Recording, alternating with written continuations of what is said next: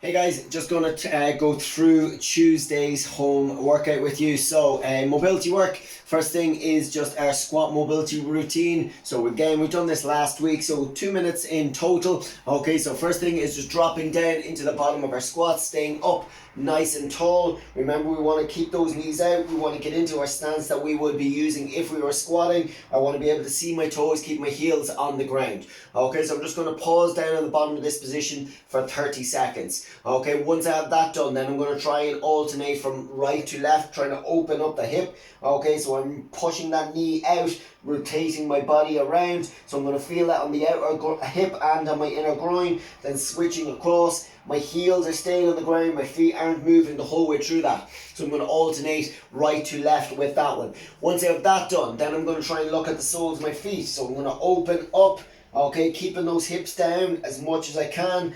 Looking at the soles of my feet every time, feet return back to my starting position. And then my last 30 seconds, okay, is elbows going out, knees coming in. So it's a slow build, so I'm going to slowly add a bit of pressure, forcing against each other until then for the last 5 to 10 seconds it will be max effort, elbows going out, knees coming in. Is that okay? So that's your squat mobility. Then we're just going to do some glute mash work. Okay, so this is using a ball. So if you have a sliotar, lacrosse ball, if you have one of those spiky mobility balls, or if you are just using a foam roller, we are going to target this area up here. Okay, so that's where we kind of want, that's where a lot of kind of lower back issues and hamstring issues come from. So we're going to sit down onto the ball, okay, or the foam roller, and we're going to work into that area for at least a minute on each side. Okay, so really working into it. If we come across any of those kind of real tight sore spots, I want you to take a deep breath in. Nice controlled deep breath in for about 5 or 6 seconds, and then we're going to exhale and push our weight down into it a little bit more. And as we exhale, you're going to exhale for about 6 to 7 seconds or so. Is that okay? And then start working into it again. Is that alright? So a minute on each side with that, and then we're just going to do our quad stretch again. So quad stretch, okay, so standing is heel in towards a bum, knees together, squeezing my glutes, tucking my pelvis under, pushing my hips forward, or we can do it on the bench, hand on the bench, knee resting on the bench, okay, and then from there pulling in, or we can do it on the ground, half kneeling position, okay, keep my hips in line. If you need to hold on to something out to the side or out in front, that's fine. Bring my heel in towards my bum again, squeezing my glutes, pushing my rib cage down, tucking my pelvis under, and then just leaning in towards the stretch. Is that okay? So 30 to 45 seconds with that. Then a bit of strength work today. Okay, so what we're going to look at are some split squats. So again, we will try and do rear elevated if we can.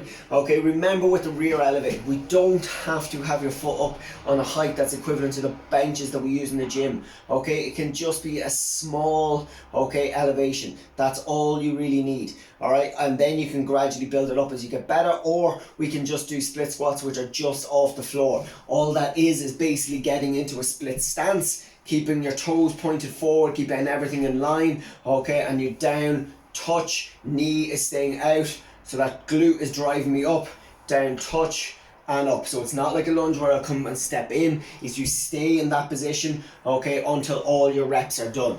Okay, then just after that, it is just elevating your foot up, okay, so elevating foot up, getting into the distance. When you go down, okay, when you go down, you should always have this gap between your heel and your bum. Okay, knee is out, so okay, this front heel stays in the ground, that gap is there, so I don't sit my hips back down, I'm into that position, so then I drive up in a nice straight line. Is that okay? So with that, you're doing between 5 to 10 reps on each side, depending on variation, depending on what weights you have available to you to make them weighted. Then after that, the next strength work are some single leg glute bridges. Okay, so this is just a bit of hamstring work. So our single leg glute bridges, what we're looking to do is knee bend, driving the heel into the ground. One leg is extended off the ground, so we can extend it up. Knee bend makes no difference whatsoever. Okay, bring that heel right in. Point your toe up to the ceiling, driving this heel in. So I'm going to squeeze my glutes, tuck my pelvis under again, driving up. So I want a nice straight line from my knee right down through my shoulder, relaxing back down, keeping that heel driven into the ground, up and down. Okay, don't overextend. where I'm arching my lower back. Is that right? So again, you'll do between 8 and 12 of those depending on how comfortable you are with the movement. So 5 to 6 rounds on the strength work.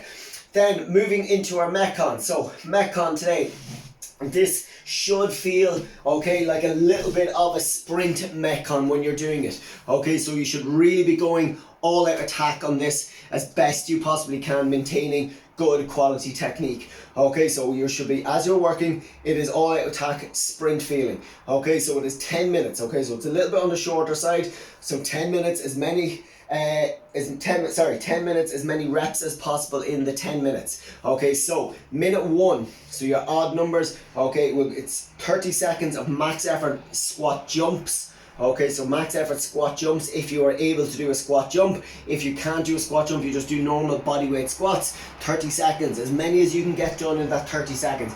Then you will have 30 seconds of rest. Okay, then minute 2, so an all or even minutes. Okay, it is max effort step ups. Okay, so max effort step ups, trying to get as many done as you can. Remember, when we're coming for max effort step ups, it is not standing at the top of the box like this and then stepping back down. You must stand up and stand up tall at the top of the box, squeezing the glutes, then stepping back down. Okay, so you still need to be able to perform good technique. Okay, so squat jumps are squatting down, and from the bottom it is explosive up. Okay, if you can't do that, it is just down and up, full extension. Try and do them really, really fast, but getting proper depth. Don't start doing this and start counting those as reps, okay? They are not reps, okay? You need to get down into your end range of motion all the time. Is that alright? So 30 seconds rest. Then we'll go into step ups, up and down, 2 feet up, 2 feet down, okay? Alternating legs, counting every single rep. Is that alright? And again, that should be fairly quick. So this should be seen as a bit of a sprint Metcon. So it is 10 minutes. You're actually only working for 5 of those minutes though. Okay, so it's 10 minutes long, but you're only working for 5 minutes. So during that 5 minutes of work, okay, which is spread across a full 10 minutes, it should be max effort, as much as you possibly can get done. Is that okay? That's it, guys. That is Tuesday. I will talk to you on Thursday. See you then.